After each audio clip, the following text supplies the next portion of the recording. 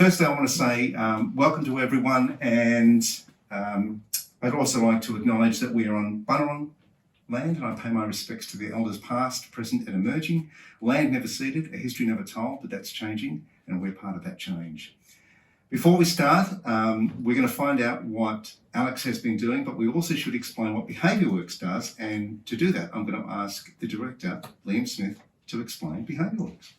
Thanks, Geoff. So one thing BehaviouWorks does is respond to feedback. At the last session, we said there was some feedback saying, we don't know who BehaviouWorks is, can you please tell us? So that's what I'm doing today, is going to tell you in 30 seconds a little bit about what we do. We're a team of pretty committed, impact-based researchers. We work with partners to try and design, develop, evaluate behaviour change interventions to improve the lives of individuals or the lives of society at large. So most of the work we do sits in kind of three areas. One is health, and that's what we're here a bit about today. We also do work in the environment area and around social issues as well. So three things there, and I'd really like to acknowledge particularly one of our partners, the Shannon Company, who are here today. They've been a long-standing partner. I've worked with them a lot, and they were one of the ones that were right there, right at the beginning in setting us off. So in short, we love making a difference. We're researchers who try and work with people to achieve that. Thanks. Thank you, Liam. And with that, I'd like you to welcome Alex Waddell, please, ladies and gentlemen. You don't need an introduction, but I'm going to do it anyway. Alex was one of our gripsters, one of the PhD students that went through the GRIP Graduate Research Industry Partnership. And thank you. And her work was shared decision making in hospitals with clinicians, but this is all about you, so it's your showcase. Tell us about shared decision making. Great, so thank you so much for having me. My PhD was focused on shared decision making. We'll get into what shared decision making actually is in a couple of minutes. But essentially, I worked with Safer Care Victoria, who is the state's agency tasked with monitoring and evaluating quality and safety in health services. And I also worked with the Royal Women's Hospital and the maternity care team to look at shared decision making, what's happening in policy, what are some of the drivers of policy, and then what's happening on the ground, what's happening in practice. And we did 3 studies. One was a large systematic review. The next was some qualitative interviews with lots of different people from the women's and from government policy arms. And the last one was to co-design some interventions through some workshops. And all of these things were underpinned by behavioural science. Specifically, I used a thing called the theoretical domains work and the behaviour change wheel. But we can talk about that at the end if anybody has some burning theoretical questions. That's me. Okay. Now, to show you that things have changed, I'm going to transform now into a clinician. I have played a doctor on television more than once. I'm going to transform now into a doctor. I'll show you how it's done. Hey, it's like that. It's like I'm not trying anymore. Okay. So what I need is a volunteer. We're going to do a role play, and I need someone. We've got these flip scripts, so you don't have to learn your lines. You just have to read them out. So I'm looking for a volunteer to play a patient. Looking around the room. No one wants to do it. Great, we've got a volunteer, fantastic. Big round of applause, please, for Malika, who is not a plant, but she's not a plant in the audience. In fact, you did not know that you would be up performing. And what's going to happen is, basically, you flip the script when it's your turn to speak. I'll start, and Alex is going to be your boom operator so that we can hear what you're saying. All right, so this is the old type consultation. Hello, how can I help you? It's my knee. It's killing me. I'm the doctor. I'll decide what's killing you. How old are you? I'm 55. You don't look it. I eat a lot of activated almonds. Clearly, it's osteoarthritis of the knee, no question. Don't you have to first examine my knee? As I said, I'm the doctor. What are my options? Surgery. What about exercise? Weight loss? Pain relief? I don't know where you're getting those ideas from. Google hasn't even been invented yet. Won't surgery be expensive?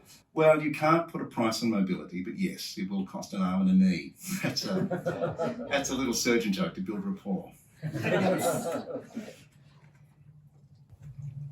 I don't feel like I have many choices here. Of course you do. We can operate in late Feb or early March. What suits you better? I haven't even looked at my diary. That's okay. The girls at reception will book you in and I'll send more information prior to surgery. That's it. Round of applause for Michael. Well done. Thank you so much. That's all you have to do. Thank you so much for that. So, Just get expensive surgery.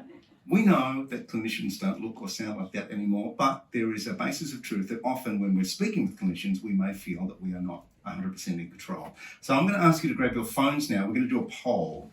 So here is the dental dilemma. You visit your dentist and the dentist has bad news. You need major dental work. Now this is a new technique and they can do it next month, but it's going to cost $5,000. You'll be off work for 3 weeks, or in 1 year, this whole procedure will be subsidised and it will cost $500, okay? So you have a choice now, and this should come up on your phones. The dental dilemma part 1, major work. Do you get the work done now or wait for a year? The choice is yours. So you can see that if I was a clinician and I came in and said to all the 70% of people who said, wait for a year, and I said, the only option is you have to get the surgery done right now to get your tooth fixed, and you found out later there was actually a less expensive option, how would you feel about that? Pissed off. Pissed off, yeah? So what is shared decision making itself? Great question. So in its essence, shared decision making is a process. Shared decision making really happens in this collaboration area. It's an active, two-way process between the clinician and the patient to decide on what happens next in the patient's healthcare, in their treatment. So the health professional brings their clinical experience, their knowledge of the risks and benefits of different treatment options, and they share that with the patient. They say, you need to make a decision, or we need to make a decision together. Here are your options, the risks and benefits. The patient is also considered an expert, and that's a really important part of shared decision making. The patient is an expert in their own life, in their own goals, their values, their assumptions that they make, and their preferences for what they want to happen in their healthcare. And so they come together and collaborate either on a one-off occasion or over multiple occasions and make a decision. In shared decision making, we're really worried about the collaboration. We're less concerned about the actual decision that is made. So the clinician might end up making the actual decision, the patient might end up making the actual decision. It's more about this process of collaboration to understand options and to discuss them. All right, let's have the history of shared decision making. And by the way, you can get 1,000 photos of doctors from the 50s who all look the same, grease back here, and those funny big things that used to pop over their eyes. What is the history of shared decision making?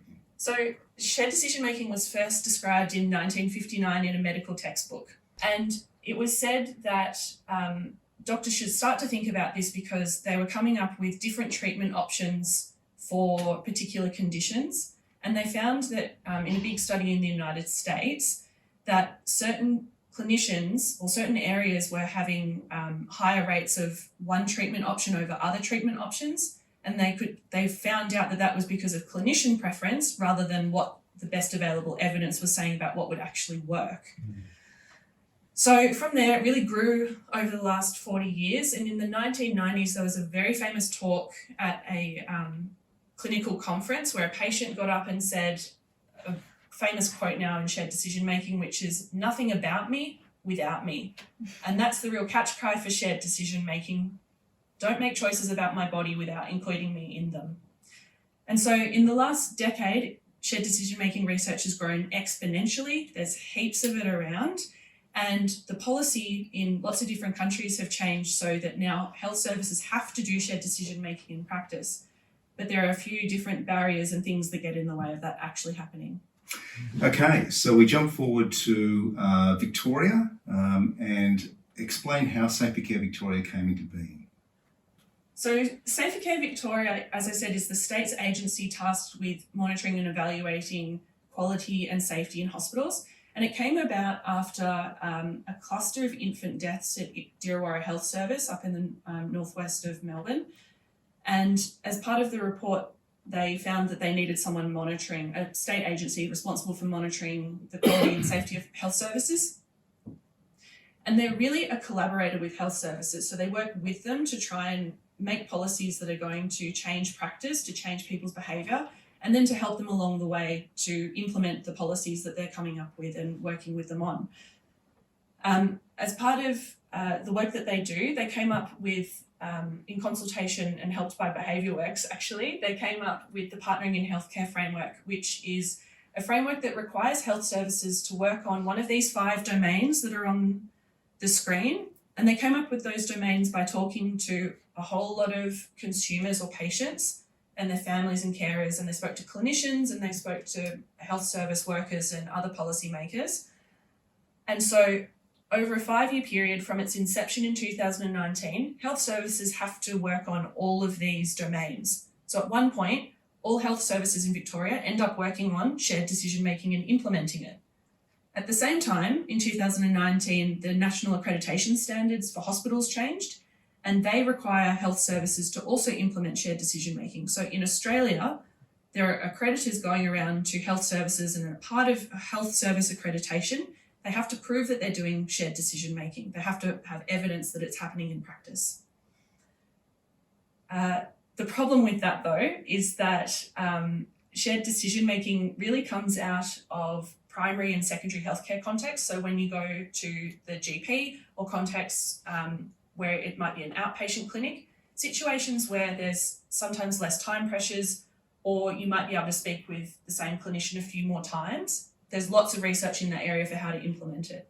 There's very little research for how to implement it in hospitals. Hospitals, they're noisy, they're busy, you're changing your clinician as shift changes. And so they really needed more data and evidence for how health services in Victoria and in Australia should be doing shared decision making in practice. The other issue that we have with shared decision making is that researchers tend to talk to clinicians and patients, and they don't talk to the other people that operate in the health service. So if we think about a hospital, there are lots of different people that are not clinicians and patients. So you have the ward clerks, you have the reception staff, you have different leaders and administrators, and even different policymakers that are able to see some of the factors that clinicians and patients might not be privy to in knowing about why or why not shared decision making is happening in practice. All right, so try and explain to us what it is not. This is a really, really important part of shared decision making as well, is what it is not. So shared decision making is really not appropriate if you're bleeding out or having a heart attack. You need someone to fix you right now. There's no time to have that conversation. Please fix me. So also, we hear also in the qualitative research that we did, we were talking to women who had recently given birth. Almost all of them also said, please don't ask me to do shared decision making in the throes of labour and delivery. It's not appropriate. I want to know about things before I get into the room. It's also not informed consent, and that's a really important distinction. So shared decision making, if we think about a flow of information, in shared decision making, the patient is giving information to the clinician is giving information to the doctor, and they're working together to find a solution. In informed consent, the information is coming from the clinician to the patient. So it often happens when a decision's already been made about what treatment option you're going to have, and you're being given a legal document where you're signing your consent to have that treatment done to you. Yes, it will include a lot of the risks and benefits. It's often jargonistic, difficult for people to read and to interpret. And as I said, it happens after the consultation. And it's more of a legal process that they would have to go through. Yeah, it's a legal document Yeah. rather than anything else. And this is not a criticism of clinicians, because it's very high pressure. They're under incredible pressure to get the job done, and the whole system pumps people through all over the world. Clinicians are under incredible pressure to see as many patients as they can to get those results. So what we're talking about is change in the way they practice, but it's a systemic problem as well. Yes, absolutely. And another important part about shared decision making and informed consent, shared decision making is really great before you get to informed consent. So the step before informed consent, they're not, they work in partnership rather than being one or the other. And that's a really important point as well. And as you can see, it's a woman. She's young. She's switched on. She's paying attention. Okay, so that's what's happening there. All right. This is poll part 2. Now this is the same question. Get your phones out. Hopefully it'll about to move over. Now you are a uni student. Okay, so it's the same problem. You've got a $5,000 dental issue, but you are a uni student on what? It's $530 at the moment. $530 per week. Okay, so you're the uni student. You've been told, what are you going to do now?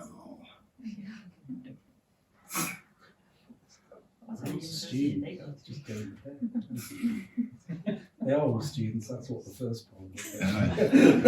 Yeah, so it is similar numbers, which is Yeah. really interesting. Okay. So I'm really interested to know, was there anybody who changed from last time, who said I would get the work done and now I wouldn't get the work done? There's one person that must have, because it was 30 and 70 now. Oh, that's the same. Oh. So then for the people who you're living on $530 a week and you've said get the work done, why did you make that decision? What assumptions did you make? That I've got a credit card. That you've got a credit Ah. card, so you'll incur Exactly. debt from it. Yep, and pay high interest rates to pay it off, and probably pay maybe $7,000 in over the course of the loan. Yeah. The bank of mum and dad. I did. The bank Or of the mum and bank of mum and dad. dad. Yep. Not in my case. Yeah. but yeah. Who's still got credit with the bank of mum and dad? Just quick show of hands. Who could hit them up for $5,000, do you think? One creeping up. So in reading this, everybody's made an assumption about what that means, what the dental dilemma means. We haven't given you enough information to really know what's going on with you, and we haven't told you the risks or the benefits of the different treatment options. So you're kind of trying to make a decision without enough information. Shared decision making. Why is it not happening at the moment?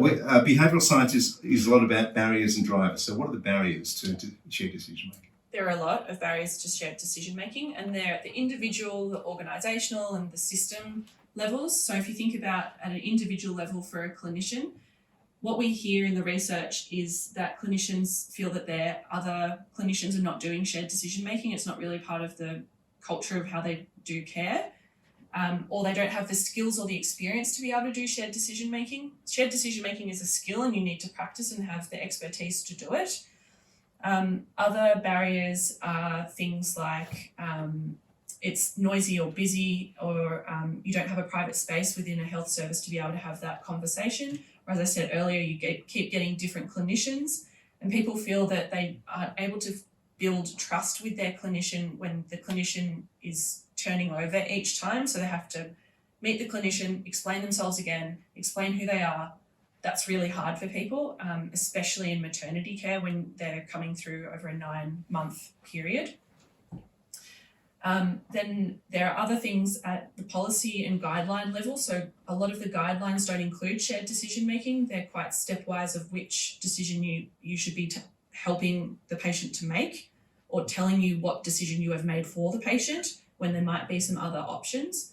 And clinicians get a little bit scared about going against what the guideline says, because they might face legal action further down the line. They get quite scared about that as an impact, and that's really true and real for them. And then other barriers are that there's not a lot of time for people to have these types of conversations, or they have, especially for midwives, they have a checklist of items that they have to cover in an appointment, and to try and get through all of that and to have the decision can be quite challenging as well. So the future focus on digital solutions. One of the unexpected consequences of COVID was that we got used to telehealth.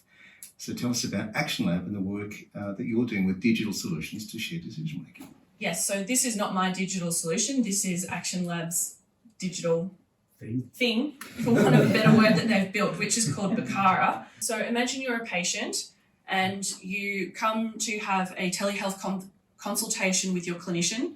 Often, if you're a clinician, you're trying to navigate that screen and direct your patient to other screens and other tabs. It can be really difficult to get your person that you're speaking to, for both of you to be focusing on the same thing at the same time. So Bakara is really cool because it's all in the one window that you have where you are within the consultation and then the information that you and the clinician are talking about. Clinician view. And so this is the clinician view, which is really a fantastic thing because as the clinician, you can actually annotate what's going on for the patient and onto the information that they're being shared and take notes as you're going through. As I said earlier, if you think about a midwife who's trying to get through all the different checklists that they have to go through when they are providing care, you can both work along and check off the different things that you need to do. And as a clinician, you're able to flag important areas that you or the patient might want to come back to later, which is really cool. The other amazing thing about Bakara is that it transcribes all of the conversation. And so say we said there was a really pivotal moment for the clinician and patient when they were talking about, okay, well, this is what we've decided to do. The clinician has flagged it. And so the program knows I need to pull out that piece of information. I need to be able to use that later. And if we go to the next slide, it builds an artifact for the clinician and for the patient. And this artifact actually produces the text, the conversation that happened, and then you can also listen to the audio of what happened. And so the patient has something to refer to later, which is really great. So this is the type of thing where you could have taken your conversation back to your partner and say, here, this is what we decided. This is what my plans are at the moment, or what I hope will happen, like a birth plan. But with shared decision making, you would have stepped through all of the different decisions that could be made so that you know what you might like based on different consequences within labour and delivery. This is a great visual representation of a conversation that breaks off into little branches. I wish I'd had this when my kids were born. They're 30, they're twins, and we didn't have a birth plan per se. I was given an instruction by my wife, no questions, no jokes. It was a 13-hour delivery. It was really hard, but we both got through it. That's the main thing. Okay, so the dilemma part 3. What is the miracle pain relief? So the clinician forgot to tell you and calls you up and says, oh, by the way, we have this drug. It'll mean you won't be in any pain for the rest of the year. It's still the surgery costs the same now and it'll cost the same later, but you won't be in pain. What do you decide to do? Am I still a student? No, you're not a student, you're yourself now. You're yourself now. Okay, this is weird. It's going the wrong way. This is weird. Okay. So it's gone the other way. Maybe it's the cost is the same for confused people. Maybe we're asking the wrong questions. We're asking them. This is why we need to dialogue about treatments, because it's So this is about shared decision making.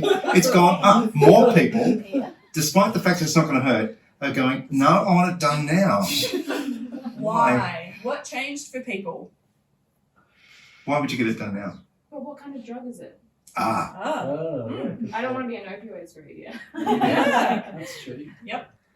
We're purposefully Yeah. being annoying and not giving you enough information. Because it reveals people's preferences and values, and that's what shared decision making is when it comes to your health. All right, we're going to go one more shot of the doctor-patient relationship. So who would like to step up, step forward and be patient number 2?